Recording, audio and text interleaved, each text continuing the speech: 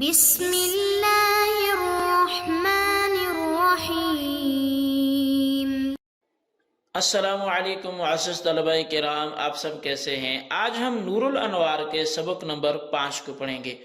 آج کے سبق کا عنوان ہے سبب تالیف نور الانوار، نور الانوار کے تالیف کرنے کا سبب۔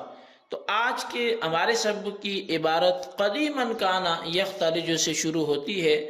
آئیے سب سے پہلے عبارت پڑھ کے اس کا ترجمہ کرتے ہیں اور اس کی وضاحت کی طرف بڑھتے ہیں۔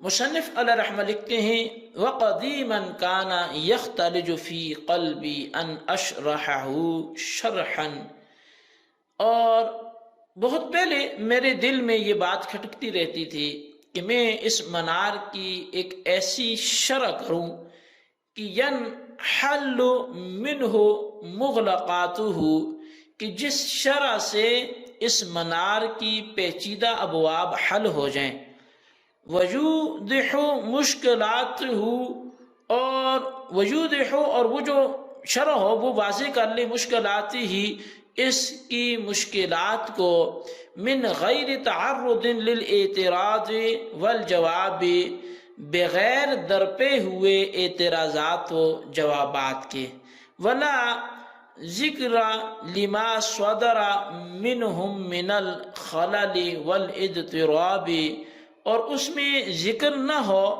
ان چیزوں کا جو گزشتہ شارحین سے خلل اور اضطراب صادر ہوا، تو ان کا ذکر کیے بغیر، اعتراض و جواب کے درپے ہوئے بغیر وہ شرح اس کی مشکلات کو واضح کر دیں۔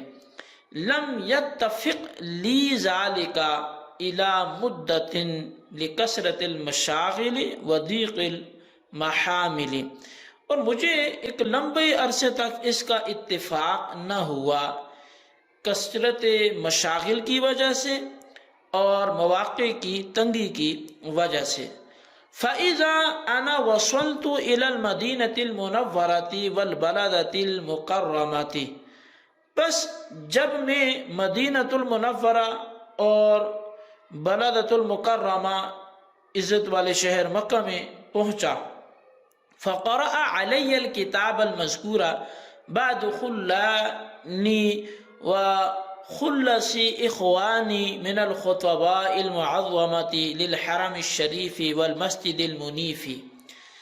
بس جب میں ان حرمین شریفین میں پہنچا تو مجھ پر یہ مذکورہ کتاب میرے بعض مخلصین دوستوں نے، جو خطباء عظام تھے حرم شریف کے اور مسجد نبوی شریف کے، انہوں نے مجھ پر یہ کتاب پڑھی، یعنی میرے سامنے پڑھی۔ فاقترحوا بهذا الامر العظیم والخطب الجسیم، بس انہوں نے خواہش ظاہر کی اس عظیم کام اور اس عظیم معاملے کی، انہوں نے خواہش اور تمنا ظاہر کی۔ وحکموا علی جبرا، اور انہوں نے مجھ پر بطور جبر کے حکم لگایا، یعنی مجھے مجبور کر دیا۔ ولم یترکوا لی عذرا، اور انہوں نے میرے لیے کوئی عذر نہ چھوڑا۔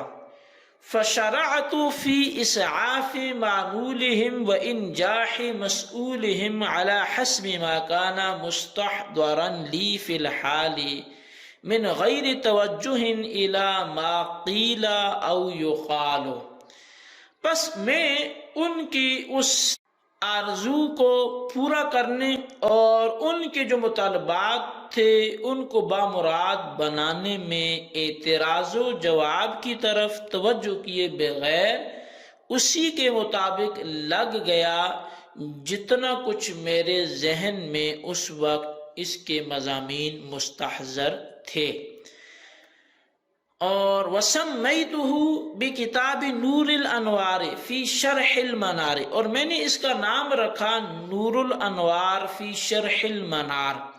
واللہ الموفق فی البدایۃ والنہایۃ وہو حسبی للسعادۃ والہدایۃ، اور اللہ ہی توفیق دینے والا ہے ابتدا میں بھی اور انتہا میں بھی، اور وہی مجھے کافی ہے سعادت اور ہدایت کے لیے۔ والمسئول عنہ ان یجعلہ خالصا، اور اسی سے سوال کیا جاتا ہے کہ وہ اس کو بنا دے خالص لوجہ الکریم، اپنی ذات کریم کے لیے، ولا حول ولا قوت الا باللہ العلی العظیم، اور نیکی کرنے کی قوت اور گناہ سے بچنے کی قوت نہیں ہے مگر اللہ رب العزت کی طرف سے۔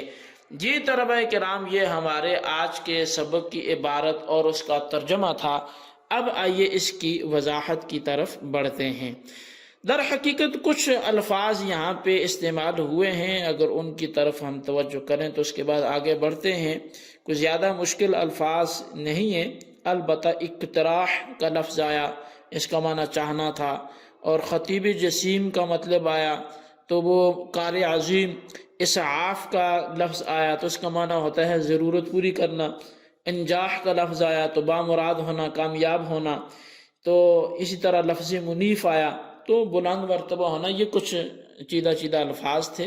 البتہ شارح نور الانوار ملا جیون علیہ رحمہ نے یہاں سے وجہ تالیف کتاب بیان کرتے ہوئے لکھا کہ منار اصول فقہ کی کتابوں میں متن کے اعتبار سے بہت عمدہ اور مختصر اور باریک بینی اور حقیقت فہمی کے اعتبار سے بہت ہی جامع تھی، اور ہم سے پہلے کے شارحین میں سے اولاً تو کوئی صحیح طور پر حل کتاب کے کام میں مشغول ہی نہ ہو سکا۔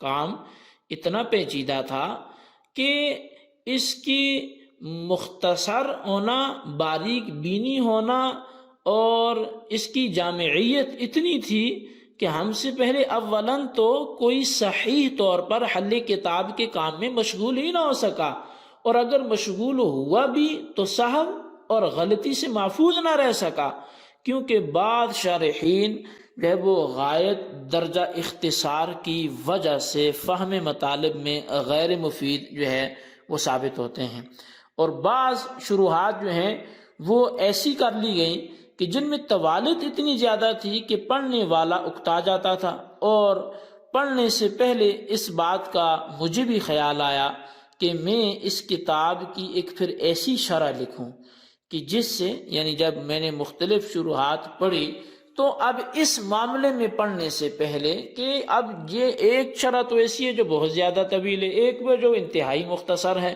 تو پھر کہا میں ایک ایسی شرح لکھوں جس سے اس کے تمام پیچیدہ مسائل حل ہو جائیں، اور اس کے مشکل مسائل کی ایسی توضیح کر دوں کہ جس میں اعتراض و جواب کی بھرمار نہ ہو، اور نہ اس میں شراح متقدمین کی ان خامیوں اور کوتاہیوں کا ذکر ہو کہ جن کی وجہ سے مطالب کے سمجھنے میں خلل واقع ہوا، اور عبارتوں کی سلامتی میں جو سلاست ہے عبارتوں کی، ان کی سلاست میں اضطراب ظاہر ہوا۔ لیکن مشاغل کی کثرت تھی، مواقع کی تنگی تھی، تو اسی وجہ سے ایک عرصہ تک اس کی شرح لکھنے کا مجھے اتفاق نہ ہو سکا۔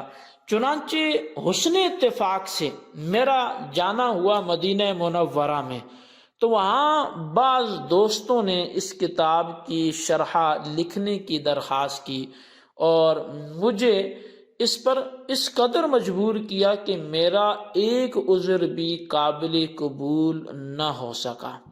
تو جب سارے عذر چھوٹ گئے تو میں نے ان کی درخواست قبول کی اور مذکورہ شرح لکھنی وہیں پر شروع کر دی۔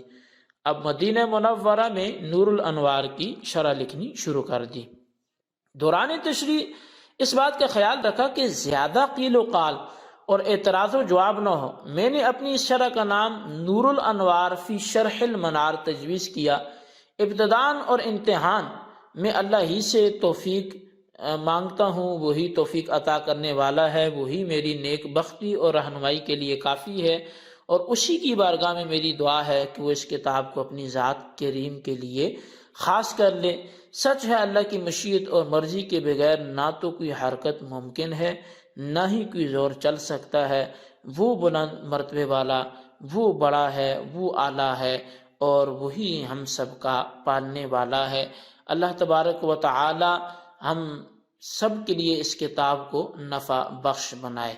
تو یہ مصنف علیہ رحمہ نے ایک اپنا مصنفین کا انداز ہوتا ہے کہ وہ کتاب کا آغاز اس انداز سے کرتے ہیں، اور بالخصوص جو شرح وغیرہ ہو یا کوئی نئی کتاب بھی ہو تو اس سے پہلے کی کچھ مشاغل اور اپنی مصروفیات کا تذکرہ بھی کرتے ہیں۔ آئندہ مصنف علیہ رحمہ منار کے خطبے کا آغاز کریں گے، انشاءاللہ ہم آئندہ سبق میں اس کو دیکھیں گے۔ آج کے سبق کی روداد اپنے الفاظ میں اپنے رجسٹر پر ضرور نوٹ کریں، بالخصوص ان سوالات کے جوابات دیں۔ سوال نمبر 1 یہ ہے کہ اوجز یہ کس وزن پر ہے اور اس کا معنی کیا ہے؟ اور سوال نمبر 2 یہ ہے کہ سبب تالیف نور الانوار کے تالیف کا سبب کیا ہے؟ وضاحت سے سپرد قلم کریں۔ اللہ تبارک و تعالیٰ سے دعا جو کچھ ہم نے پڑھا سنا اسے یاد رکھنے کی توفیق نصیب فرمائے، آمین بجاہ النبی الامین صلی اللہ علیہ وسلم۔